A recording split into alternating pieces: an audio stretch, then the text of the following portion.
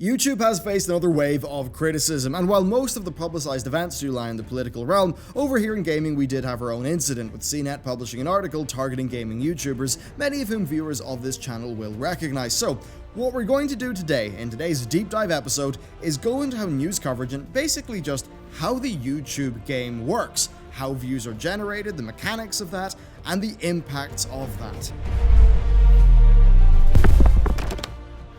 Hey everyone, and welcome back to another deep dive episode. This is a special one. Today you're going to see how the sausage is made. Now, I've been making videos since 2013. I was also fortunate enough to have an education and an interest in computer science, which has given me a pretty solid framework for puzzling this stuff out and just working out the YouTube algorithm, how it actually works. I've got my own data, and I've got a lot of numbers today that I think you're going to find very interesting.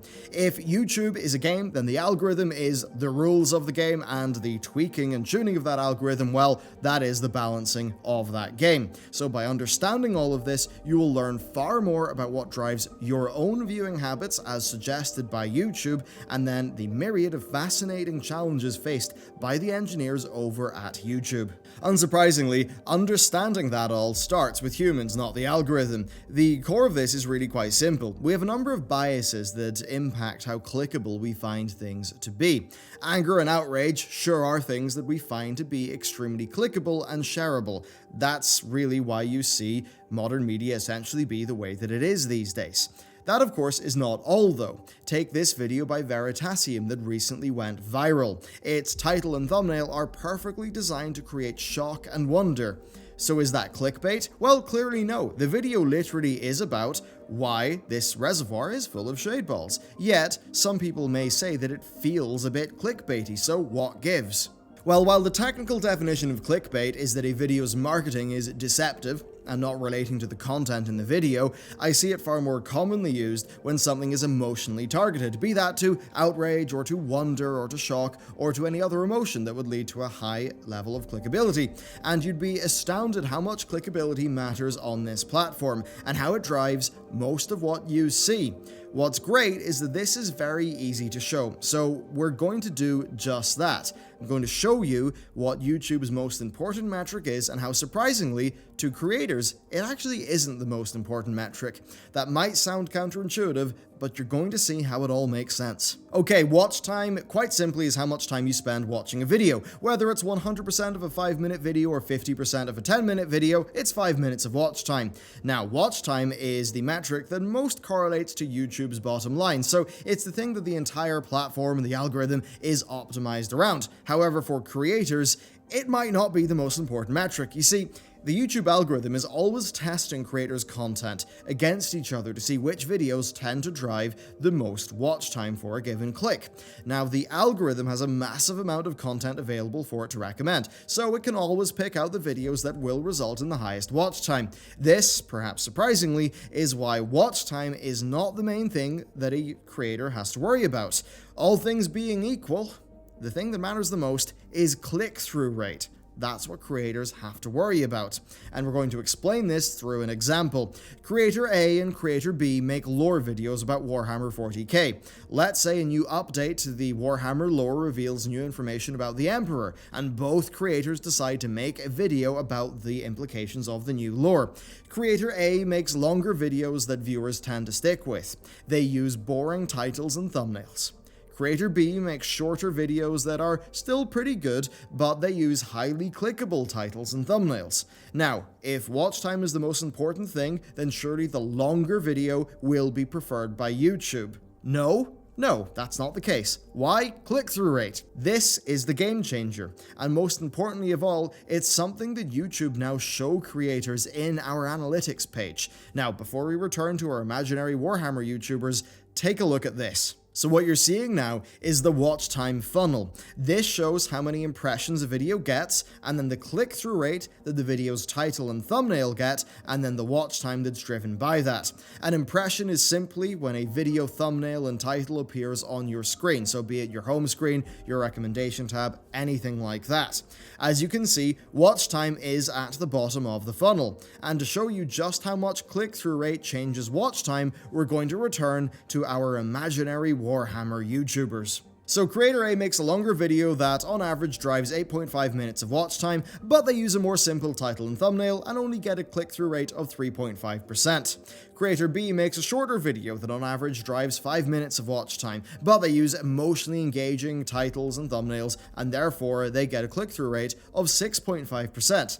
Now, when a video is published, YouTube will constantly be testing its performance, so let's just say that YouTube gives both videos about 100,000 impressions initially. That's fairly typical of, what YouTube will get to just have more data on a video's performance. Now, once you do the math, so impressions times click-through rate to get the views, and then views multiplied by average view duration to get the watch time, then you really see it. Creator A, who made the excellent but boringly marketed video, got 29,750 minutes of watch time, while Creator B, who made a shorter but better marketed video, got 32,500 minutes of watch time. So as you can see here, the person who makes maybe worse-ish content that was shorter but was able to market well, they drove more watch time.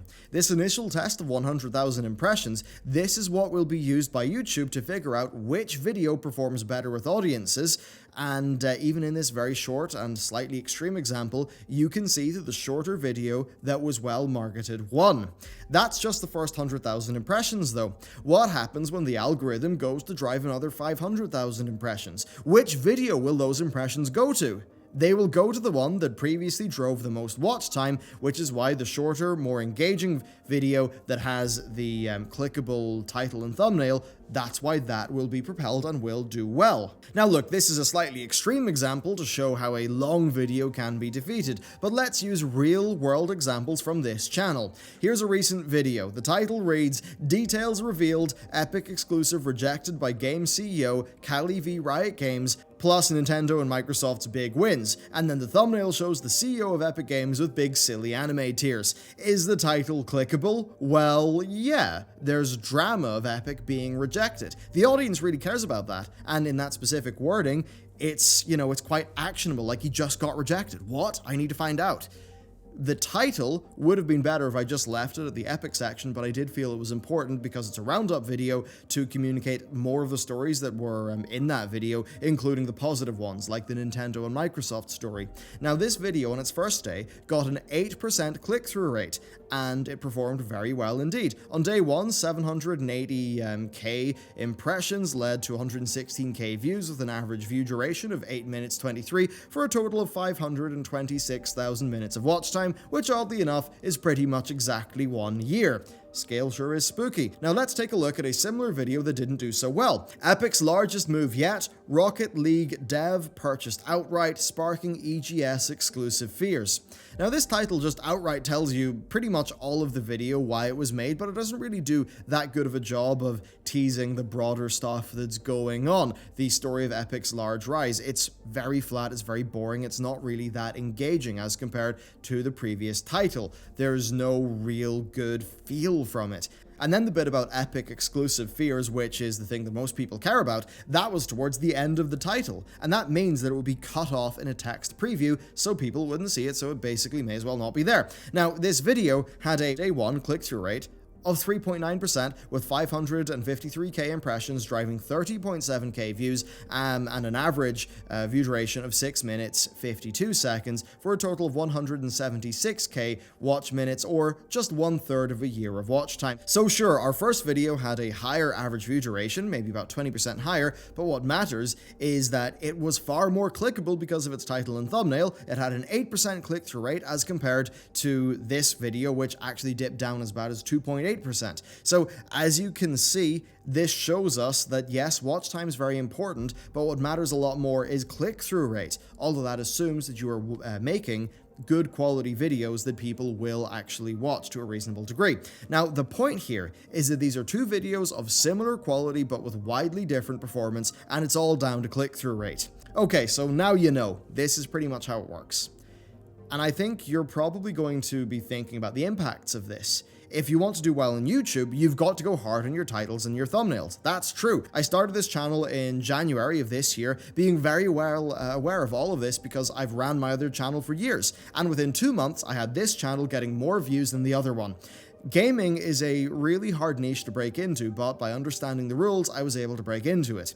Now, as compared to other gaming content, it seems like we were able to produce slightly higher click-through rate and watch time content, which meant that the algorithm did a lot of the heavy lifting. For an example, 70% of this channel's views are not from subscribers. Yet, as I sat writing this video, I sit here recording this video, and you sit watching this video, we're all thinking, but at what cost? Right? Because there's clearly a cost here. So here's my view. Gaming is in quite a state these days. Business practices, I believe, are genuinely leading to just a degradation of game quality. So with loot boxes, microtransactions, what the Epic Store is doing, yeah, those have been natural topics to cover for anyone who's doing consumer advocacy content. Indeed, consumer advocacy content is often, well, it's all about helping consumers not be screwed over and shining a light on the tactics that companies are using, which I think absolutely is fair game, especially now that all of the companies are far more psychologically aware and far more manipulative in what they're doing and how it's often the foundation of their business model. So yes, they are pretty negative topics.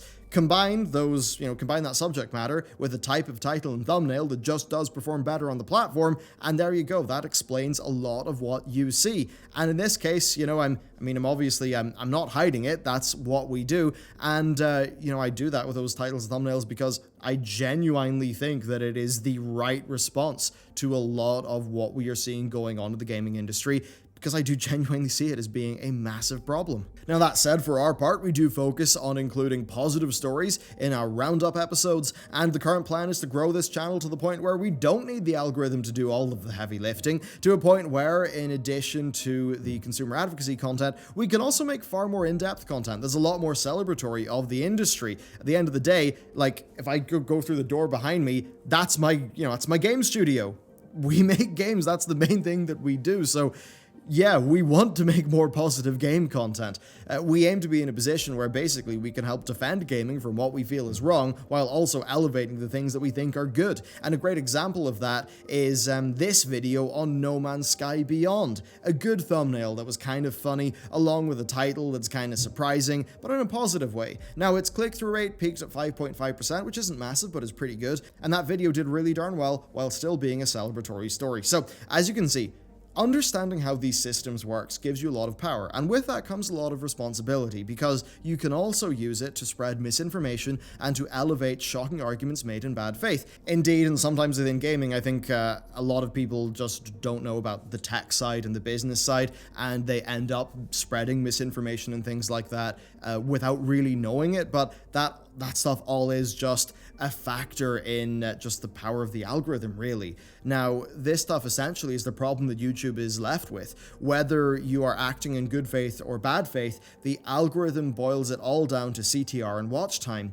But there is perhaps a shimmer of hope, because in a recent video, Derek of Veritasium explained how he heard on the grapevine that YouTube want to update the algorithm to include viewer satisfaction. Now, how they measure that will be very interesting, and while it probably won't make the platform perfect overnight, it could really end up moving things in the direction of quality, which I do think would be fantastic for just about everyone involved.